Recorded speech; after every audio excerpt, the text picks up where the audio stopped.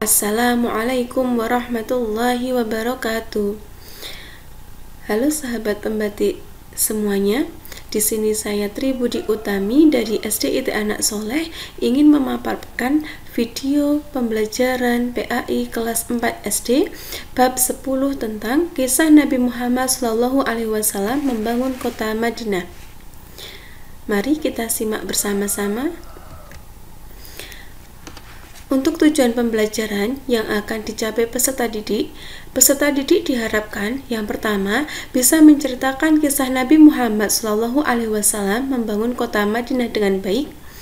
Yang kedua, membuat paparan mengenai kisah Nabi Muhammad SAW membangun kota Madinah dengan mempersaudarakan umat atau menjalin ukhuwah dengan baik.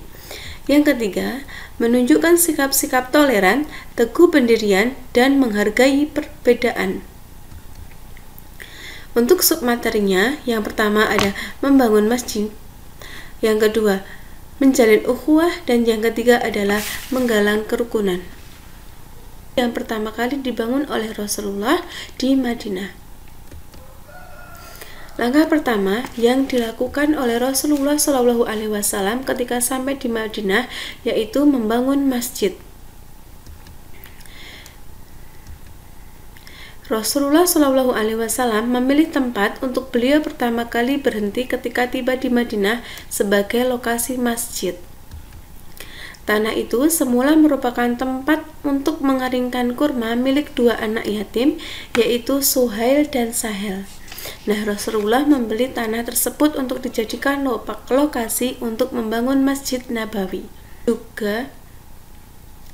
Bangunan masjid terbuat dari pondasi dari batu-batu keras, dindingnya dari batu bata yang terbuat dari tanah, tiang-tiangnya terdiri dari beberapa batang kurma, atapnya dari daun-daun kurma.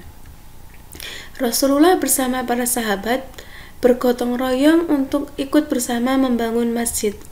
Kemudian, Rasulullah membangun masjid sebagai pusat kegiatan umat Islam. Rasulullah sendiri tinggal selama 7 bulan di rumah Abu Ayyub Al-Ansori. Submateri yang kedua yaitu menjalin ukhuwah atau persaudaraan. Senang menolong orang lain adalah perilaku yang terpuji yang ditunjukkan oleh kaum Ansor. Kaum Ansor artinya adalah kaum penolong. Nah, tujuan Rasulullah menjalin persaudaraan antara kaum Muhajirin dengan Ansor ialah agar tersedia kebutuhan pokok bagi kaum Muhajirin yang tidak membawa harta kekayaan. Persaudaraan ini juga menghapuskan perbedaan akibat pelecehan terhadap sesama. Misalnya mempersaudarakan Zaid bin Harisah, bekas hamba sahaya, dengan Hamzah bin Abdul Muthalib, seorang tokoh utama Quraisy. Keahlian penduduk Madinah adalah berdagang yang membutuhkan modal, sedangkan penduduk Madinah lebih banyak berkebun dan bertani. Rasulullah mempersaudarakan puluhan orang, di antaranya yaitu Abu Bakar dengan Kharijah bin Zaid, Umar bin Khattab dengan Utsman bin Malik, Utsman bin Affan dengan Aus bin Sabit, Thalhah bin Abdillah dengan Ka'ab bin Malik, Hamzah bin Abdul Muthalib dengan Zaid bin Harisah, Ammar bin Yasir dengan Huzaifah bin Al-Yaman, Salman Al-Farisi dengan Abu Al-Dardara, Zaid bin Harisah dengan Hamzah bin Abdul Muthalib. Untuk submateri yang ketiga yaitu Rasulullah menggalang kerukunan. Penduduk Madinah terdiri dari beragam suku bangsa dan agama. Atas dasar tersebut, maka Rasulullah akan menggalang kerukunan. Suku Aus dan Khazraj memeluk agama Islam. Suku Quraisyah, Nadir dan Hainuqa beragama Yahudi. Di kota ini juga terdapat kaum musyrik.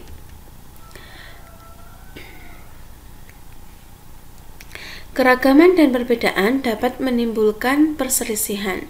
Atas dasar hal tersebut, Rasulullah perlu menciptakan kerukunan agar tidak terjadi perselisihan. Rasulullah SAW melakukan perjanjian antara kaum Muslim Muhajirin dan Ansor dengan Yahudi sebagai penduduk Madinah. Isi perjanjian ini dikenal dengan Piagam Madinah. Piagam Madinah berisi tentang pengakuan sebagai umat, baik sesama muslim maupun berbeda agama, yang memiliki tujuan sama. Penduduk Madinah yang beragam memiliki hak dan kewajiban yang sama. Penganiayaan harus dihindari, bahkan dihilangkan. Hukum harus ditegakkan tanpa membedakan suku dan agama. Semboyan Bhinneka Tunggal Ika, yang artinya walaupun berbeda-beda tetapi tetap satu juga. Negara kita juga memiliki Pancasila sebagai dasar negara. Sila pertama, ketuhanan yang Maha Esa, menunjukkan bahwa bangsa kita merupakan bangsa yang berketuhanan, walaupun terdiri atas beragam agama. Nah, begitulah langkah-langkah Rasulullah Shallallahu Alaihi Wasallam untuk membangun kota Madinah, dari membangun Masjid Nabawi, menjalin ukhuwah atau persaudaraan antara kaum Muslim, Muhajirin dan Ansor, dan juga menggalang kerukunan antara kaum Muslim dan kaum Yahudi dengan membuat kesepakatan Piagam Madinah. Nah, kita bisa mengambil sikap untuk bertoleransi antar umat beragama dari materi bab ke-10 tentang Rasulullah Shallallahu Alaihi Wasallam membangun kota Madinah. Materi pemaparan video pembelajaran saya tentang bab ke-10 kisah Nabi Muhammad Shallallahu Alaihi Wasallam membangun kota Madinah semoga bermanfaat. Saya akhiri. Wassalamualaikum warahmatullahi wabarakatuh.